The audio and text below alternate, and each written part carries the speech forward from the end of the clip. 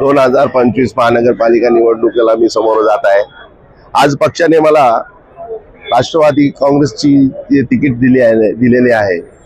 आज पक्षाने माझ्या आमच्या इथल्या आमदाराने, अभ्यासू आमदार यांनी माझ्यावर जे विश्वास टाकलाय, पक्षाने जे विश्वास टाकलाय, पक्षाने जी संधी दिली त्याचा आज मी नक्कीच या ठिकाणी संधीचं सोनं करणार।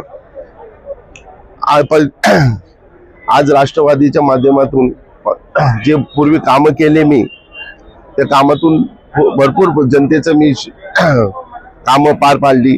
कोरोनाच्या काळात गरीब जनतेला भरपूर मदत केली, रुग्णवाहिका, रुग्णसेवा भरपूर असे या माध्यमातून केले।